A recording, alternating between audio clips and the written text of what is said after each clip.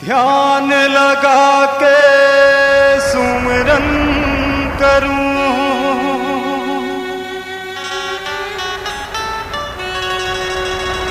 शारदा शेष महे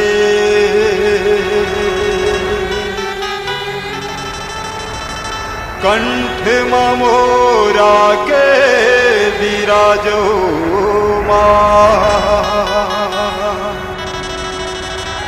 काटी हो सकाल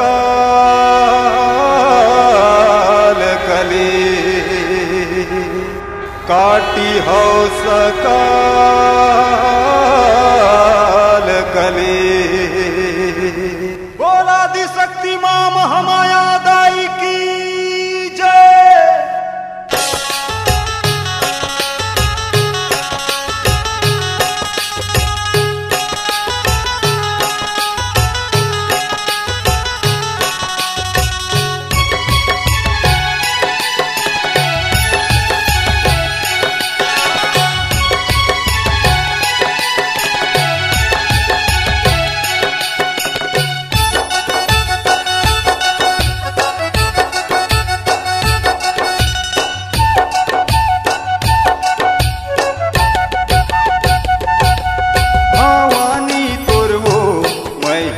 लगावे वेद पुराण, महामाई तोर वो महिमा लगावे वेद पुराण।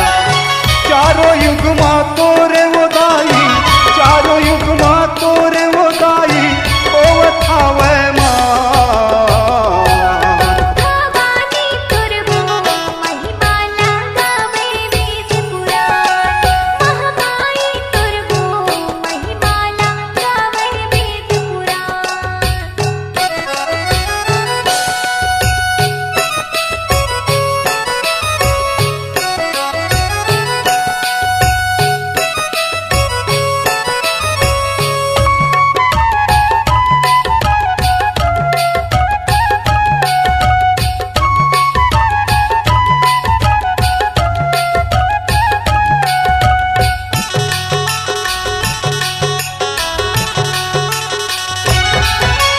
सतयुग माते सिर जो मैया तन ले देवता मन के, भारी भारी राक्षस दानो मारे तय गन गन के।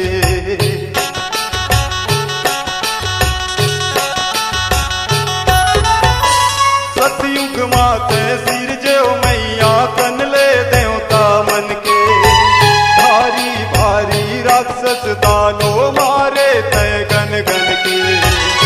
महिषासुर के तय हम दाई, महिषासुर के तय हम दाई, ले करे परा।